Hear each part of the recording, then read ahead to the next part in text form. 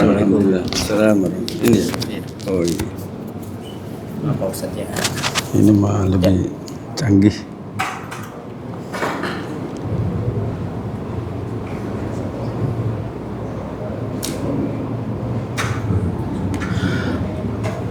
Bismillahirrahmanirrahim.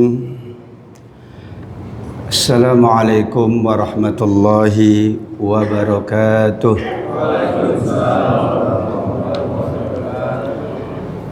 Alhamdulillah alladzi rafa'a darajatina bil ibadah wa akramana bit ta'ah wa as'adana bil ukhuwah.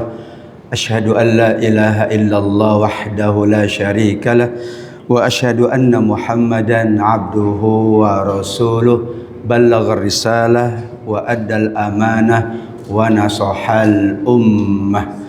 Subhanaka la ilma lana illa ma 'allamtana innaka antal alimul hakim. La rizqa illa ma razaqtana innaka khairur raziqin. La hukma lana illa ma hakamta alaina innaka ahkamul hakimin. Amma ba'du. Jamaah Masjid Baitur Rahmah, wabil khusus para pengurus, para sesepuh, orang tua kita semua yang selalu memberkahi masjid yang kita cintai ini, Bapak Ibu hadirin wal hadirat rahimakumullah. Alhamdulillah kita layak selalu memanjatkan puji dan syukur kehadirat Allah, Zat yang maha segala-galanya. Maka semua yang kita jalankan adalah lillahi ta'ala, maka Allah pula akan menambah kebaikan-kebaikan kita di dunia, juga Allah akan menambah kemuliaan-kemuliaan kita di akhirat kelak. Amin ya rabbal alamin. Salawat dan salam pula kita sampaikan kepada baginda Nabi Muhammad sallallahu alaihi wasallam, panutan kita, teladan kita, yang disebut oleh Al-Quran uswatun hasan. Mudah-mudahan kita umatnya yang berada di akhir zaman tetap mampu mengamalkan tuntunan Nabi hingga kita insya Allah termasuk umatnya yang mendapatkan syafaat di yaumil akhir. Amin ya rabbal alamin. Tema yang akan kita bahas dalam rangka memperingati kemerdekaan Republik Indonesia yang ke-80 tahun adalah pertolongan Allah menurut Al-Quran atas berkat rahmat Allah. Kemerdekaan ini disebut sebagai karena rahmatnya Allah, karena berkah dari Allah Subhanahu wa ta'ala. Rahmat itulah yang kita fahami salah satu dari pertolongan Allah. Disebutlah oleh para ulama dengan ayatun nasri, ayat-ayat pertolongan. Namun karena pertolongan itu pasti datangnya dari Allah, maka disebut ayatu nasrillah, ayat-ayat pertolongan Allah. Ayatun nasri sebenarnya adalah ayat-ayat yang menjelaskan saat kita membaca surah Al-Fatihah ayat yang kelima. Iyyaka na'budu wa iyyaka nasta'in. Kepadamu ya Allah, hanya kepadamu ya Allah kami beribadah. Hanya kepadamu ya Allah kami mohon pertolongan. Wa iyyaka nasta'in, bagaimananya dahulu orang-orang bagaimana memohon pertolongan Allah, bagaimana Allah menolong orang-orang yang memohon pertolongan, caranya bagaimana, kemudian mereka yang pernah ditolong oleh Allah menjadi orang-orang yang gemar menolong. Itulah wa iyyaka nasta'in. Jadi saat kita menyebut ya Allah, hanya kepadamu kami memohon pertolongan, maka kita perlu penjelasan. Penjelasannya bagaimana kita minta tolong sama Allah. Penjelasannya dulu bagaimana orang-orang minta juga pertolongan kepada Allah, dan Allah menolong mereka dengan beragam cara. Ada yang ditolong dengan ikan, ada yang ditolong dengan Allah turunkan malaikat-malaikatnya, ada yang ditolong dengan ombak, ada yang ditolong dengan angin, ada yang ditolong dengan gunung, ada yang ditolong bahkan dengan bangsa hewan. Kira-kira Bapak Ibu, kita maunya ditolong pakai apa? Yang jelas kalau pakai ikan sepertinya tidak. Tapi dulu Nabi Yunus ditolongnya pakai ikan. Disebutlah beliau dengan Dzannun, yaitu orang yang satu-satunya pernah masuk ke dalam perut ikan. Kemudian Allah minta ikan itu agar menyelamatkannya ke tepi pantai. Atau kita mau ditolongnya dengan malaikat-malaikat Allah. Dahulu Allah menolong Nabi dan para sahabatnya dalam perang Badar dengan 1000 malaikat. Masya Allah, satu malaikat aja cukup sebenarnya. Satu malaikat itu sayapnya itu kalau diletakkan di atas bumi ini, maka akan menutupi semua bumi. Satu sayapnya, satu malaikat, satu sayapnya bisa menutupi bumi. Ini yang Allah utus adalah 1000 malaikat-malaikat. Ataukah kita mau ditolong dengan angin? Nabi Sulaiman kemanapun pergi, maka beliau wasakharnal lahur rih tajri bi amrihi, kami tundukkan angin untuk Nabi Sulaiman. Kemanapun ia pergi, angin bisa diperintah oleh Nabi Sulaiman. Sepertinya kita tidak bisa memerintah angin. Atau ada yang ditolong oleh keadaan, oleh cuaca, oleh hujan. Saat perang Ahzab, Allah tolong Nabi dan para sahabatnya dengan angin. Allah kirimkan angin yang sangat dahsyat, puting beliung, yang kemah-kemah dan tenda-tenda semuanya dibawa oleh angin. Allah menolong pula dengan turunnya hujan. Karena dengan hujan semua orang jadi tenang, jadi nyaman dan tertidur. Itu pula pertolongan Allah. Jangan-jangan yang sekarang tidur itu sedang ditolong oleh Allah. Yang kita ingat, kemerdekaan Republik Indonesia ini pasti karena pertolongan Allah. Kenapa Allah tolong? Karena orang-orang yang memerdekakan kita dari penjajah adalah ahlul ibadah. Iyyaka na'budu. Mereka hanya beribadah kepada Allah, maka mereka pula diberikan pertolongan oleh Allah Subhanahu wa ta'ala. Itulah maksud dari pertolongan Allah di dalam Al-Quran.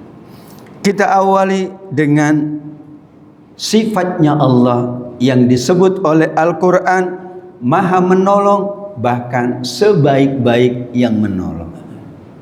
Kata para ulama, kenapa ada ayatun nasri, ayat-ayat pertolongan?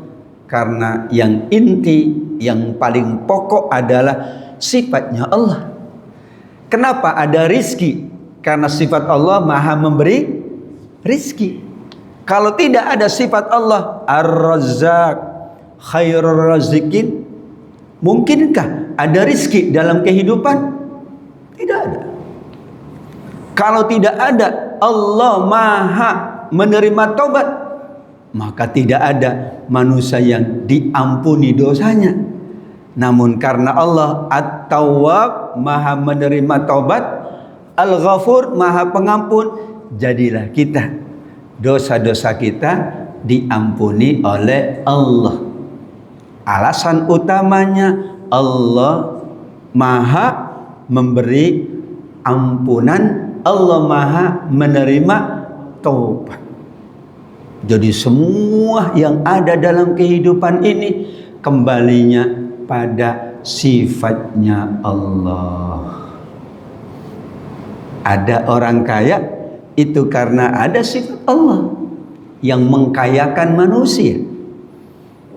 Ada orang yang mendapatkan karunia yang besar karena ada sifat Allah, Dzul Fadlil Azim, pemilik karunia yang besar. Ada yang dianugerahi oleh Allah anak, itu karena Allah lah zat yang mencipta semua manusia. Disitulah kenapa ayatun nasr yang paling pokok adalah Allah Maha menolong, bahkan Allah sebaik-baik yang menolong. Balillahu maulakum wa huwa khairun nasirin. Ali Imran 150. Bahkan Allah adalah pelindungmu dan Dia sebaik-baik yang menolong. Kita juga insya Allah suka menolong orang yang membutuhkan. Tapi kita bukan sebaik-baik penolong.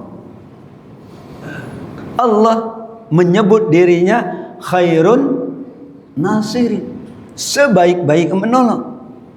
Di ayat yang lain, ni'mal maula wa ni'man nasir. Ni'man nasir itu artinya sebaik-baik yang menolong. Ada 3 pendapat para ulama. Kenapa Allah disebut sebaik-baik menolong? Yang pertama, Allah menolong itu adalah tanpa Allah meminta balasan atas pertolongannya. Kalau Allah sudah menolong, Allah tidak meminta. Kemarin aku tolong, sekarang tolonglah aku. Tidak ada.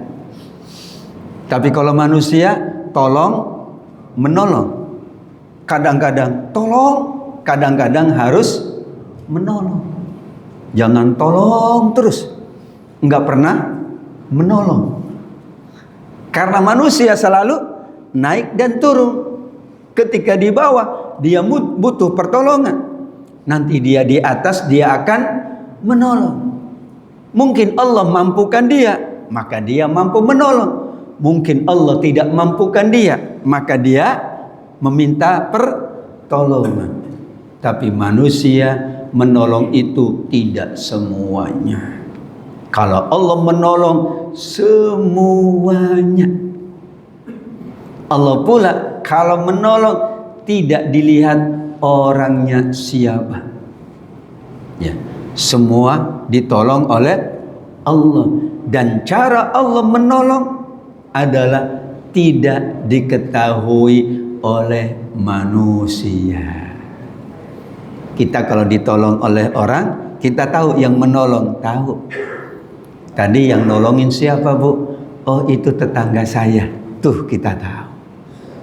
Tapi yang menolong kita, Masya Allah, caranya tidak ada yang tahu. Bayangkan, bambu runcing itu bisa Allah jadikan sarana Allah menolong atas senjata-senjata yang lebih canggih. Betul ya? Dulu dengan bambu runcing. Seandainya pakai bambu tumpul, bisa juga. Kalau Allah berkehendak, pakai bambu tumpul pun bisa. Seandainya enggak pakai apa-apa, kalau Allah berkehendak, maka Allah khairun nasirin. Itulah kenapa Allah menyebut dirinya sebagai khairun nasirin. Allah itu sebaik-baik yang menolong, artinya kalau Allah menolong tidak ada yang mampu mencegahnya. Kalau Allah menolong tidak dilihat siapa yang ditolong. Kalau Allah menolong sekian banyak cara Allah menolong kita. Mudah-mudahan saudara-saudara kita yang di Palestina juga diberikan pertolongan oleh Allah dengan pertolongan yang tidak bisa dicegah oleh siapapun, karena Allah khairun nasirin. Amin ya rabbal alamin. Yang kedua, kenapa ada ayatun nasr? Allah menyebut bahwa tidak ada pertolongan melainkan dari sisi Allah. Al-Anfal ayat yang ke-10, wa man nasru illa min indillah innallaha azizun hakim. Al-Anfal ayat 10. Tidaklah pertolongan itu melainkan pasti dari sisi Allah. Sungguh Allah maha perkasa lagi maha bijaksana. Kenapa Allah menegaskan pertolongan itu hanya datang dari Allah? Yang pertama, pertolongan itu adalah hakikatnya pasti dari Allah, meskipun lahiriahnya dari manusia. Kita di perjalanan ada masalah, kemudian ada saudara kita yang bantu. Siapa yang menolong? Lahiriahnya saudara kita menolong kita, tapi hakikatnya Allah yang menolong. Kalau Allah tidak gerakkan orang tersebut menolong, bisakah dia menolong? Tidak. Kata Allah, kamu jangan tolong, enggak akan menolong dia. Tapi kata Allah, itu saudaramu kesulitan, kamu tolong. Jadilah dia menolong karena Allah gerakan hatinya untuk menolong. Maka selalu makna kalau dari Allah itu makna hakikat. Lahiriahnya ada perantara. Tenang saja, rizki itu Allah yang anugerahkan. Maka kita tidur-tidur saja, tidak usah bekerja, tidak usah mencari rizki. Apakah begitu? Tidak. Hakikatnya yang memberi rizki adalah Allah. Lahiriahnya ada bekerja, lahiriahnya ada mencari karunia Allah. Wabtaghu min fadlillah, carilah karunia Allah. Lahiriahnya ada orang yang menolong, lahiriahnya ada orang yang membantu. Hakikatnya hanya Allah yang menolong. Bayangkan Bapak Ibu, tidur aja kalau Allah tidak berkehendak, tidak ada manusia yang bisa tidur. Bayangkan cuman tidur. Tidur cuman atau apa? Tidur aja kita nggak bisa kalau Allah tidak menolong. Karena zat Allah la ta'khudhuhu sinatun wala naum. Allah tidak mungkin mengantuk atau tidur. Karena itulah sifat Allah, maka jadilah manusia harus ngantuk dan harus tidur, supaya makhluk beda sama Al-Khaliq. Gitu. Maka bayangkan, kita mau tidur aja pakai minta tolong sama Allah. Bismika Allahumma ahya wa bismika amut. Waktu kemarin bimbing ibadah haji, pada saat Arafah semangat, pada jam 10, jam 12, jam 3, jam 4 masih semangat. Setelah jam 5 baru doanya berubah. Bismika Allahumma ahya wa bismika amut. Kan sudah pada keletihan jadi pada Padahal itu enggak mau tidur.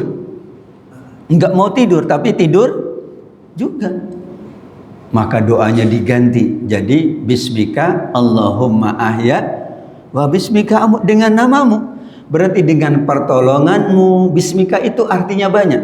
Dengan namamu, dengan pertolonganmu, dengan karuniamu, dengan anugerahmu, hamba tidur ya Allah. Dengan pertolonganmu hamba bekerja ya Allah. Dengan pertolonganmu hamba beraktivitas ya Allah. Semua kita yakin kalau tanpa apapun dari Allah maka kita tidak bisa melakukan apapun. Alasannya wa man nasru illa min indillah. Tidak ada pertolongan melainkan hakikatnya datang dari Allah. Kita mencari lahiriahnya, sunnatullahnya. Kalau ingin ditolong maka kita gemar menolong. Kalau ingin dibantu maka kita suka membantu. Kalau ingin ditolong oleh Allah maka kita beribadah. Kalau ingin ditolong oleh Allah di dunia dan di akhirat maka kita membantu orang yang kesulitan. Man yassara ala mu'sirin yassarahullahu fid dunya wal akhirah. Siapa yang memudahkan, kata Nabi, kesulitan orang di dunia, Allah mudahkan kesulitannya di dunia dan di akhirat. Bapak Ibu, lebih sulit di dunia apa lebih sulit di akhirat? Ada yang mengatakan, ya Allah, kok aku hidup sulit banget, jatuh ketiban tangga, kayaknya enggak habis-habis kesulitanku. Itu kalau dia ingat akhirat, tidak ada yang lebih sulit daripada akhirat. Sesulit apapun dunia ada solusinya. Di akhirat tidak ada. Karena yang menolong hanya Allah. Dan kalau di akhirat maka Allah menolong pakai syarat. Di dunia Allah menolong enggak pakai syarat. Allah kasih rizki di dunia pakai syarat, ya sunnatullah aja bekerja, enggak ada Allah pilih-pilih. Ah ini mah bandel, enggak usah dikasih, enggak begitu. Ah kayaknya dia mah enggak bagus, enggak usah dikasih. Dikasih yang enggak bagus juga, yang enggak baik dikasih sama Allah. Tapi kalau di sana, maaf, contoh Nabi Nuh pasti menolong anaknya, menolong istrinya di dunia. Tapi di akhirat Nabi Nuh tidak mampu menolong istrinya, Bu. Tidak mampu menolong anaknya. Kenapa? Karena ada syarat. Kalau di akhirat orang bisa saling menolong kalau ada iman dan amal soleh. Asiyah tidak bisa menolong suaminya di akhirat. Tapi di dunia Asia jelas menyiapkan semua untuk suaminya, menyiapkan makan, minum untuk suaminya. Di sana tidak bisa menyiapkan apapun untuk suaminya karena syaratnya tidak terpenuhi.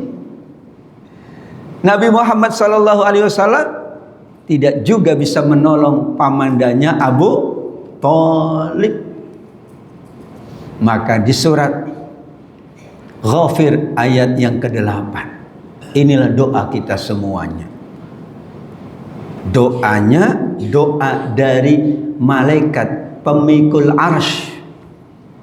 Bagaimana agar Allah menolong kita di dalam kehidupan akhirat. Rabbana wa adkhilhum jannati adninil lati wa'adtahum wa man salaha min abaihim wa azwajihim wa dzurriyyatihim innaka antal azizul hakim. Surat Al-Mu'min atau disebut juga surat Ghafir. Yang berdoa itu malaikat pemikul arsy. Karena di ayat ketujuhnya, alladzina yahmilunal arsya, malaikat yang memikul arsy. Berarti malaikat yang agung banget. Arsy-nya aja agung, yang memikulnya lebih agung lagi. Malaikat pemikul arsy di antara doanya, ya Allah, masukkan mereka para penghuni surga ke dalam surga bersama yang soleh dari orang tuanya, yang soleh dari suami atau istrinya, yang soleh dari anak keturunannya. Jadi syaratnya yang soleh. Kalau nggak soleh nggak bisa menolong dan ditolong. Di dunia orang tua bisa nolong anaknya yang nggak soleh, bisa. Di dunia suami menolong istrinya yang nggak solehah, istri menolong suaminya yang tidak soleh. Di sana, maaf, syarat soleh itu mutlak. Kalau semuanya soleh, insya Allah perkenankan kita masuk surga tidak sendiri. Kalau ada suami membiarkan istrinya berbuat dosa, berarti suami punya rencana di surganya. Betul Bu? Punya rencana dia.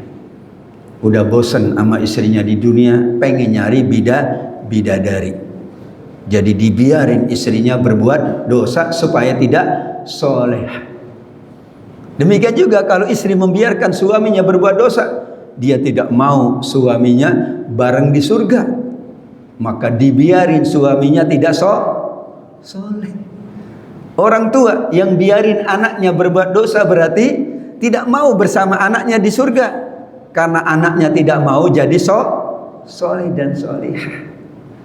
Itulah pertolongan Allah di kehidupan akhirat itu khususon kepada orang-orang solihin dan solihat. Maka insya Allah doa kita tadi sebagaimana malaikat pemikul arsy, Rabbana wa adkhilhum jannati adninil lati wa'adtahum wa man salaha min abaihim wa azwajihim wa dzurriyyatihim, amin ya rabbal alamin. Hadirin wal hadirat rahimakumullah. Allah mengabadikan orang-orang, bahkan satu masyarakat yang disebut gemar menolong dengan ungkapan Al-Ansor. Sampai sekarang sejarah mencatat tidak ada satu masyarakat menolong masyarakat yang lain melebihi orang-orang Madinah yang menolong orang-orang Mekah yang berhijrah. Belum ada. Mereka sampai disebut oleh Al-Quran dengan Al-Ansor. Apa arti Al-Ansor? Orang-orang yang suka menolong. Pada sifat Allah lah An-Nasr, yang maha menolong adalah Allah. Tapi Allah kasih sifat kepada penduduk Madinah sebagai orang-orang yang menolong, namanya Al-Ansor. Orang Mekah yang berhijrah wajar disebut muhajirin, kan berhijrah. Lah orang Madinah yang diam di tempat disebut Al-Ansor. Kenapa? Karena suka menolong. Nih, orang jalan disebut musafir karena dia melakukan perjalanan, wajar itu. Dan itu siapapun. Orang berhijrah namanya muhajirin. Siapapun kan? Ada orang yang pindah tugasnya disebut muhajir. Ada orang yang pindah rumahnya disebut muhajir. Disebut enggak orangnya gimana? Enggak. Yang penting kalau dia pindah namanya muhajir. Enggak disebut tuh orangnya gimana, akhlaknya gimana, amalnya gimana, enggak disebut. Yang penting kalau dia pindah namanya muhajir. Kalau enggak pindah namanya mukim. Maka puasa wajib bagi yang mukim. Bagi musafir diringankan untuk tidak puasa tapi ganti di hari yang lain. Tapi penduduk Madinah disebut oleh Al-Quran Al-Ansar. Was-sabiqunal awwalun minal muhajirin wal ansar. Dahsyat sekali itu. Kenapa? Surat Al-Hasyr ayat 8 sampai dengan 9. Jadi dalam ayatun Nasr ada orang-orang yang Allah abadikan sebagai Al-Ansar yang suka menolong, dan sejarah mencatat orang-orang Madinah, satu kampung, satu negeri yang namanya Madinah, menolong orang-orang yang berhijrah. Padahal yang berhijrah itu macam-macam. Dia yang penting menolong orang yang berhijrah. Enggak lihat dia, bukan saudaraku, memang enggak ada hubungan. Bukan kerabatku, ya enggak ada hubungan kerabat pula. Tapi itulah Al-Quran menyebutnya Al-Ansar. Secara psikologi, kenapa orang suka menolong? Karena dia ingat dulu suka ditolong. Kenapa orang itu mau menolong? Karena dulu dia ditolong. Karena itulah sekarang dalam konteks kemerdekaan, inilah saatnya kita menolong. Karena dulu kita ditolong. Para pahlawan ditolong. Orang-orang sebelum kita ditolong. Orang-orang tua kita ditolong. Kita jadi ingat. Kenapa orang tua itu suka menolong? Karena dia yakin. Dulu ditolong, maka sekarang menolong. Dan dia yakin nanti pula akan ditolong. Surat Al-Kahfi ayat 82. Wah, ini cerita pertolongan. Di akhir surat Al-Kahfi itu kan ceritanya tentang Nabi Khidir dan Nabi Musa alaihi wassalam. Dari ayat berapa itu ya? 60. Di ayat 82 Nabi Musa dan Nabi Khidir sudah melakukan perjalanan panjang. Kemudian ada 3 peristiwa. Peristiwa pertama ada perahu. Peristiwa kedua peristiwa anak. Nah, kita ambil peristiwa ketiga. Peristiwa dinding rumah yang mau roboh. Nabi Musa dan Nabi Khidir berjalan jauh.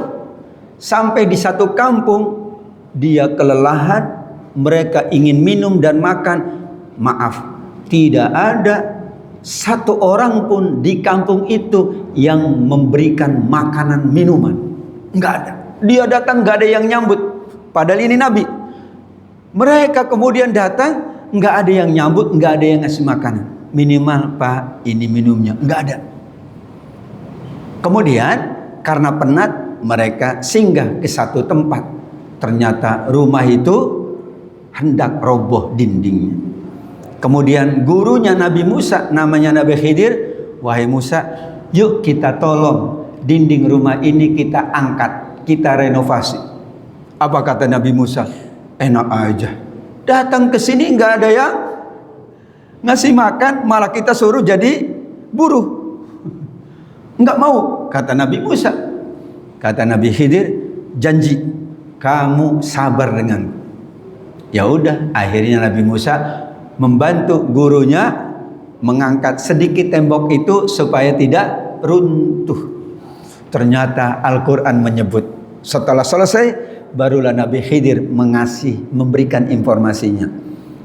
Wa kana tahtahu kanzul lahuma wa kana abuhuma sholiha. Al-Kahfi 82. Wahai Musa, aku ceritakan sekarang. Kenapa kita bantu dan tolong rumah ini? Rumah ini milik anak yatim. Orang tuanya sudah meninggal dunia dan orang tuanya nyimpen harta di bawah tembok yang hendak runtuh. Kalau tembok runtuh, hartanya tidak bisa diambil. Dan yang ketiga, kata Nabi Khidir, ayahnya, ibunya, orang tuanya orang tua yang soleh dan solihah. Wa kana abuhuma solihah. Nabi Musa terdiam. Oh ini. Jadi orang tuanya gemar menolong dulu. Orang tuanya baik. Ternyata Allah gerakkan Nabi Musa dan Nabi Khidir untuk menolong anaknya. Bisa jadi Bapak Ibu, kita menolong, nanti mungkin kita tidak ditolong oleh orang yang kita tolong, tapi anak-anak kita akan ditolong. Kita yakin itu. Saya sangat yakin banget. Kenapa kita menolong? Karena perintah Allah. Kenapa kita menolong? Kita dulu juga ditolong. Kenapa kita menolong? Nanti Allah akan tolong. Kenapa kita menolong? Nanti kalau kita yang tidak ditolong, ada anak-anak kita yang nanti ditolong karena membutuhkan pertolongan. Ada yang bercerita,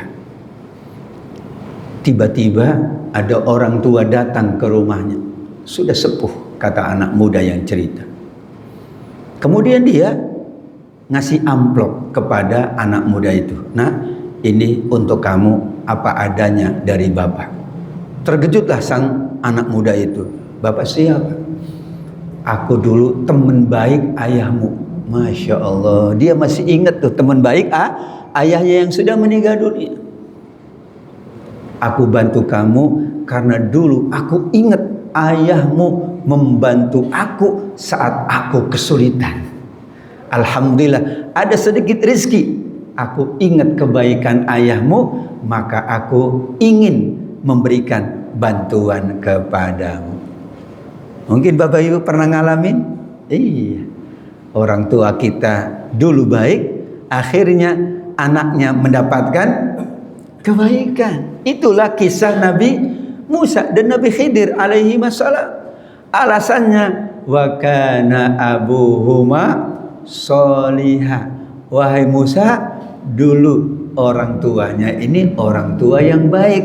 Masa kita tidak membantu anak yang orang tuanya baik? Dan nanti anak itu kalau dibantu, membantu pula yang lain. Ternyata benar, singkat ceritanya, setelah dibantu, semua orang kampung jadi membantu. Ih, kami ini gimana? Ada warganya yang kesulitan, nggak ada yang bantu. Ini ada 2 orang muhajirin. Nah, muhajirin juga.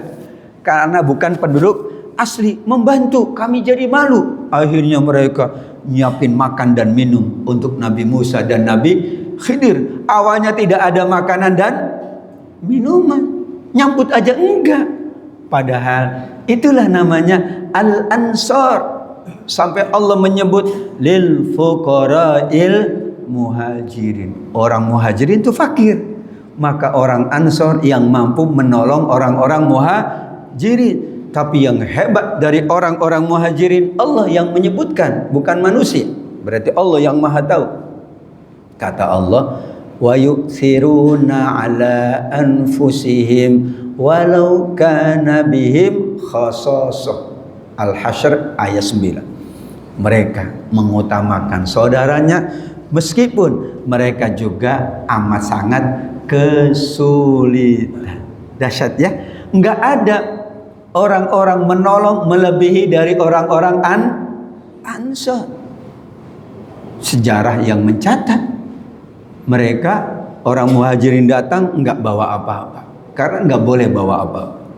Tapi kata orang-orang Ansor, yang belum punya rumah, silakan ambil salah satu dari rumahku. Mau tipe berapa? Siap. 45, 90, tipe berapa Bu? Disiapkan. Yang belum ada pekerjaan, datang ke rumah. Yang belum punya kios, datang. Kiosku ada 5, engkau ambil salah satunya. Masya Allah. Jadilah orang-orang muhajirin yang dibantu itu menjadi orang-orang yang hartawan dan dermawan. Jadilah ada sahabat Utsman bin Affan, nggak punya apa-apa. Pada saat sampai ke Madinah, Utsman nggak punya apa-apa, Pak. Ditolong oleh orang-orang Madinah, orang-orang Ansor. Jadi dagangannya hebat. Memang beliau jujur, dagangannya bagus.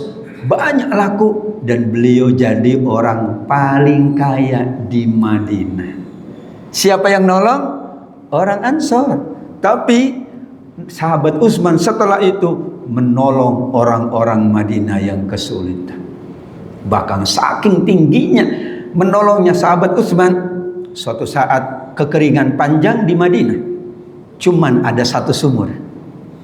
Kalau kita ke Madinah, di belakang ada sumurnya, Sumur Bairuha. Sumur satu-satunya sebagai sumber kehidupan orang-orang Madinah. Kemudian kata Nabi SAW, karena sumur itu dimiliki oleh orang lain.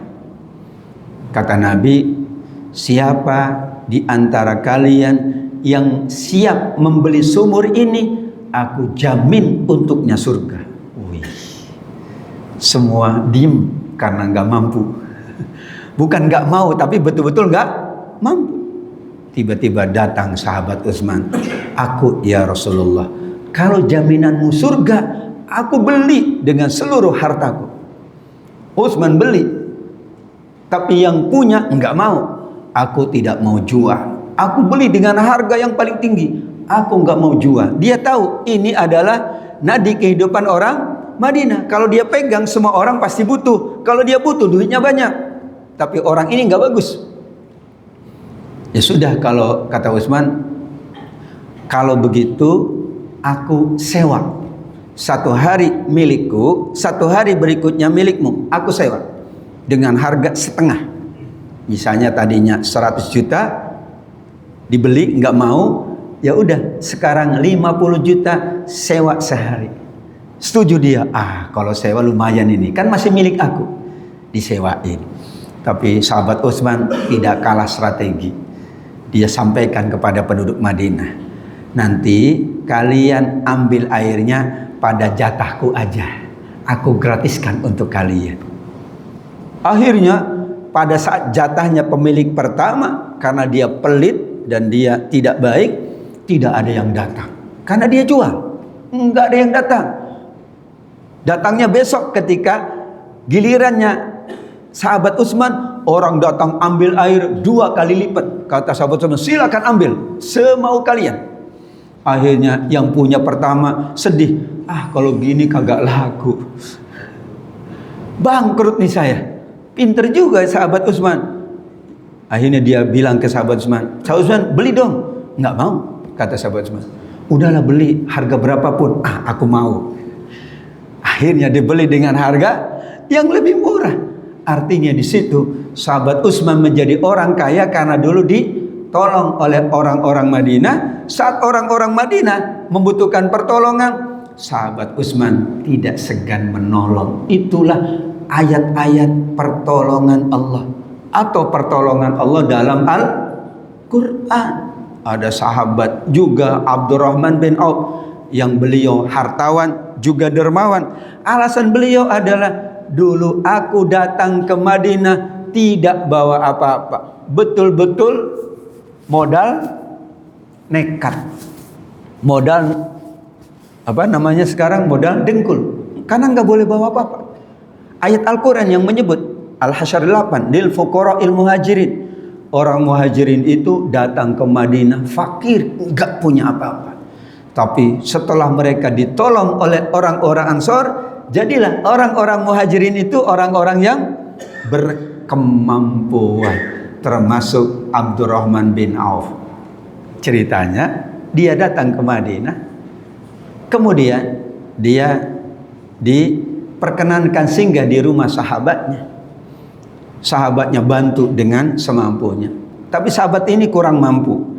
Maka kata sahabat Abdurrahman bin Auf, wahai fulan, nggak usah segan-segan. Kalau anda tidak mampu membantu, nggak usah. Tidak, aku membantu kamu. Sahabat Abdurrahman bin Auf lihat sahabat ini kayaknya nggak mampu gitu, Pak. Biasa aja kehidupannya. Maka kata sahabat Abdurrahman bin Auf, dullani ala suq, tolong tunjukkan di mana pasar Tanah Abang, di mana pasar Ikal, pasar Dzun Najah di Madinah. Kata beliau, ada di sebelah pasar. Udah, tunjukkan di mana pasar, aku akan berdagang. Udah kasih modal dikit saja. Tapi dia handal dagang, dikasih modal dikit, dia tambah laku, untungnya besar. Jadilah dia, mengalahkan saudaranya yang membantunya, karena pada akhirnya dia lebih kaya dari saudaranya. Namun itulah, kita kalau ingat dahulu pernah ditolong, kita tidak segan menolong sesama orang-orang yang membutuhkan pertolongan. Karenanya ayat terakhir, ayat-ayat pertolongan adalah surat As-Saff ayat 14. Ya ayyuhalladzina amanu kunu ansarallah. Wahai orang-orang beriman, kalian udah ditolong. Aku tolong dengan berbagai cara. Saudaramu sudah menolong, keluargamu sudah menolong. Sekarang jadilah kalian, kata Allah, ansarullah, penolong-penolong Allah. Para sahabat bertanya kepada Nabi, bagaimana mungkin kami menolong Allah? Kan Allah maha menolong. Allah nggak butuh pertolongan. Allah maha segala-galanya. Bagaimana kami menolong Allah? Maka disampaikan, kunu ansarullah, jadilah kalian penolong Allah. Yang pertama, amalkan agama kalian. Karena Nabi bersabda, sholat itu tiang agama. Kalau kalian tegakkan, tegak agama. Tapi kalau kalian tinggalkan, maka runtuh agama. Berarti menjalankan sholat, puasa itu menolong Allah. Itu katanya. Yang kedua, jika kalian berkemampuan, maka menolong Allah adalah menolong hamba-hambanya. Sebagaimana hadis Imam Muslim, wallahu fi aunil abdi madamal abdu fi auni akhihi. Allah akan menolong hambanya yang selalu menolong sesamanya. Jadi pengertian menolong Allah adalah menolong agamanya, menjalankan tuntunan agama, juga menolong sesama hamba Allah. Karena Allah zat yang maha menolong dan tidak membutuhkan pertolongan. Semuanya kitalah yang sangat membutuhkan pertolongan dari Allah, dan Allah lah yang menolong itu dengan berbagai cara. Kalau kita baca sejarahnya Nabi Yunus, mungkin orang sekarang kalau tidak diceritakan oleh Al-Quran nggak percaya.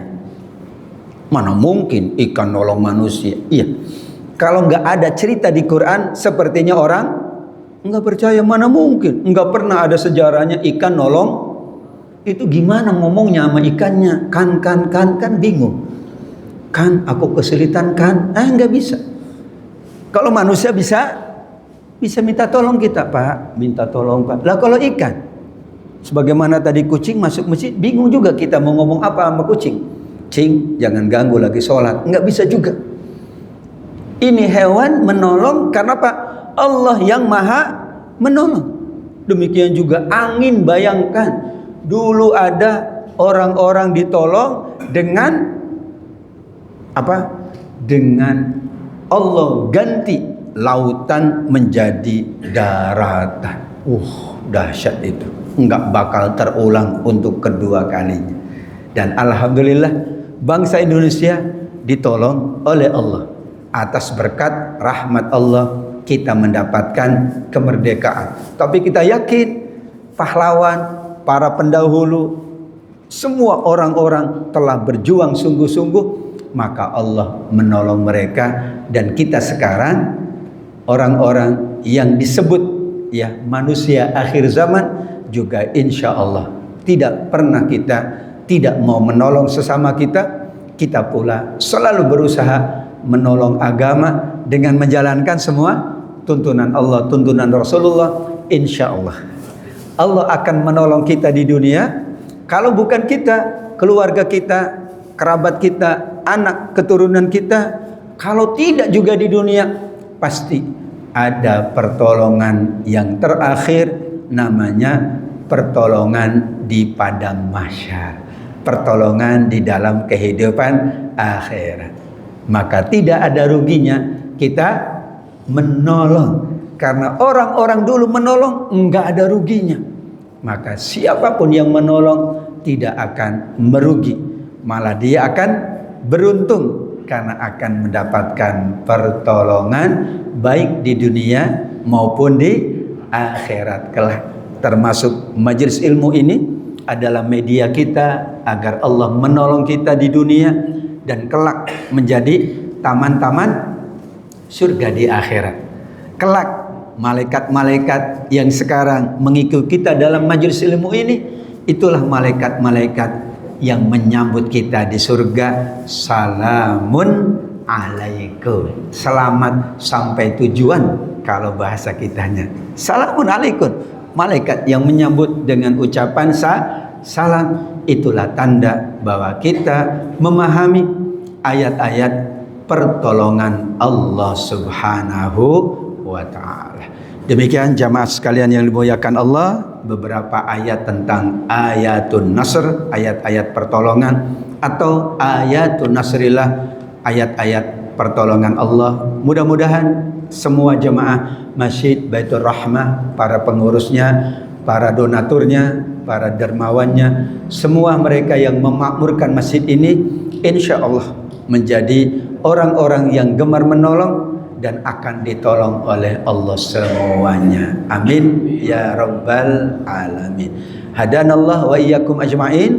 Mungkin ada waktu untuk tanya jawab. Sepertinya sudah disiapkan mic-nya oleh panitia.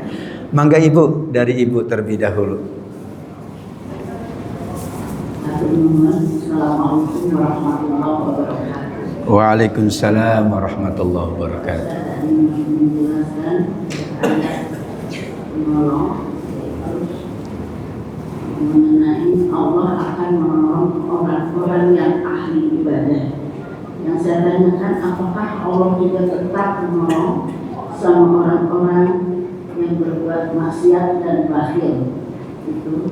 Yang kedua, apakah kalau ada saudara kita minta tolong dan tidak kita tolong atau tidak dapat pertolongan, itu akibat apa? Terima kasih. Assalamualaikum warahmatullahi wabarakatuh. Waalaikumsalam warahmatullahi wabarakatuh. Terima kasih Bu, barakallahu fiik.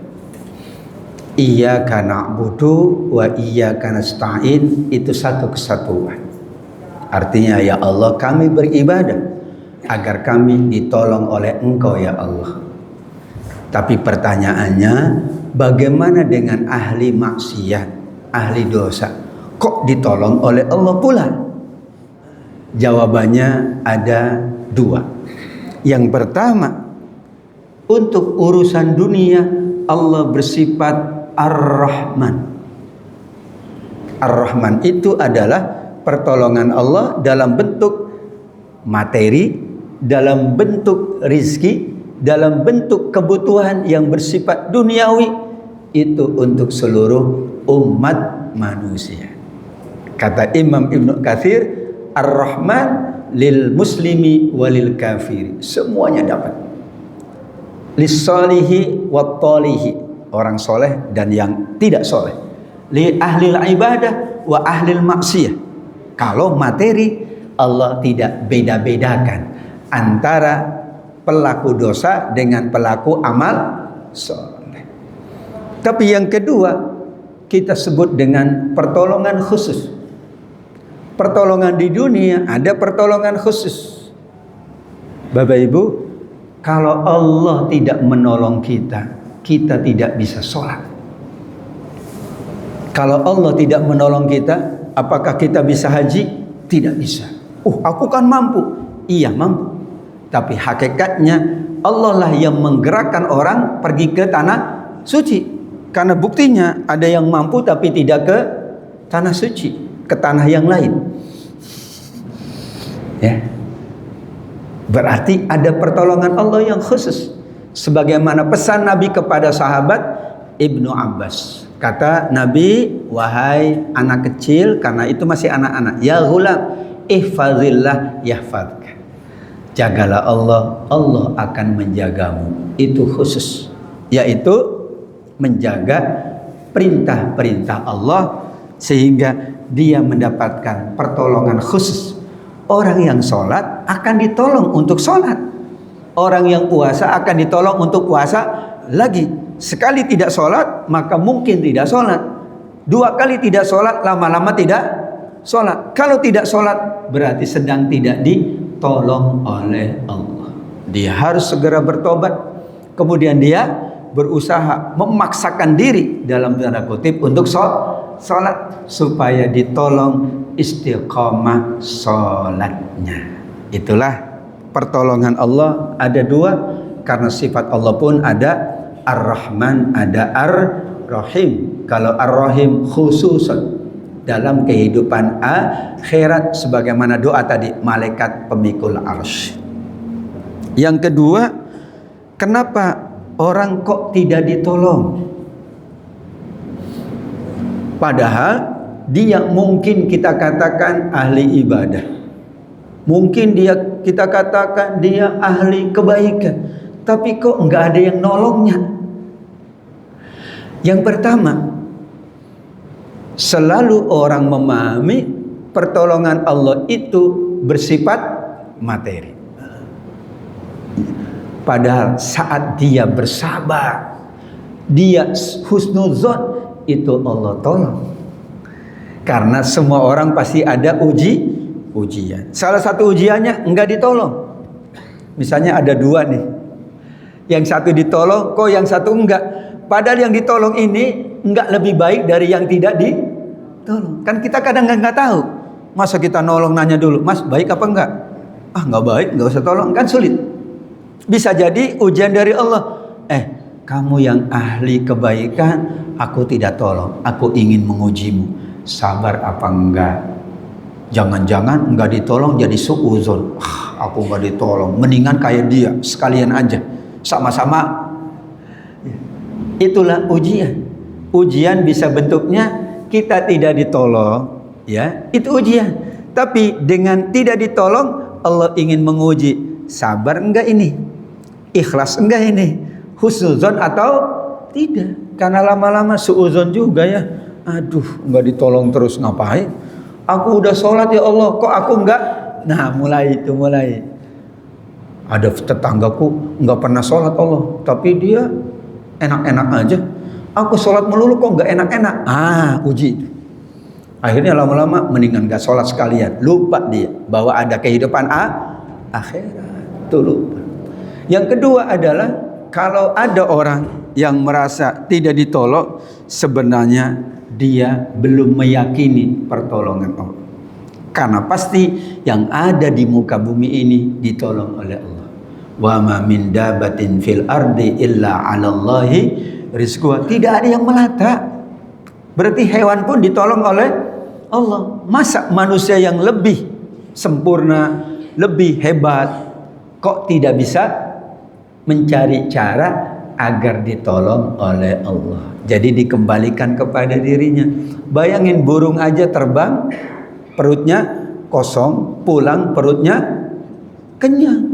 Manusia yang dibekali akal, kemampuan, tenaga, kok tidak bisa ditolong? Mungkin dia harus kembali kepada dirinya. Oh, aku kurang begini. Kok aku kurang sungguh-sungguh? Oh, berarti aku belum banyak menolong orang, makanya aku tidak ditolong. Nah, jawaban kedua, kembali kepada dirinya. Bisa jadi ada yang tidak pas pada dirinya.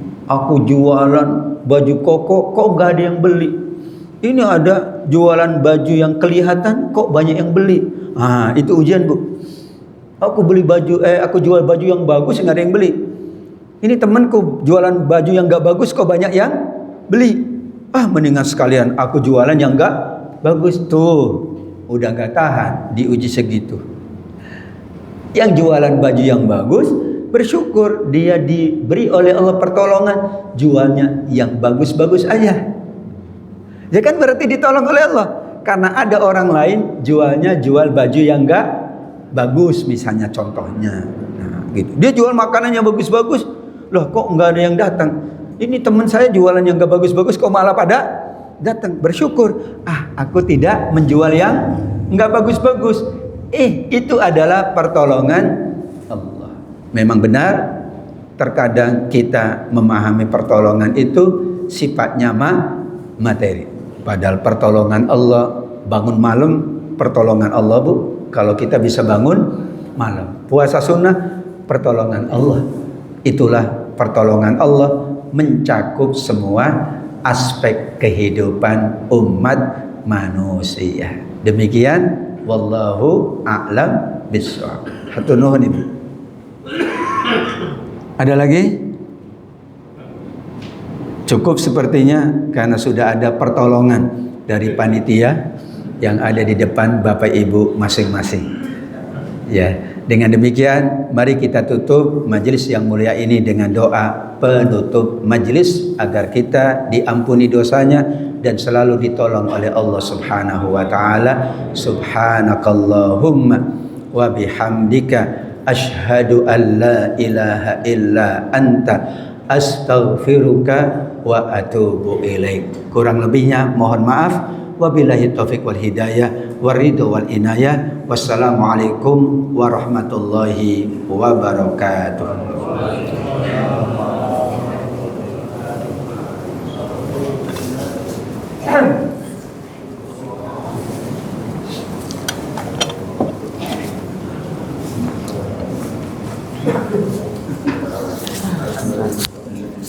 Terima kasih. Terima kasih Pak. Terima kasih Pak. Ya, sama-sama. Terima kasih banyak Pak. Ya, terima kasih Pak. Ya, terima kasih sama-sama. Terima kasih. Amin amin. Terima kasih apa? Ji, Mas Nur, terima kasih Pak. Ji, terima kasih. Terima kasih.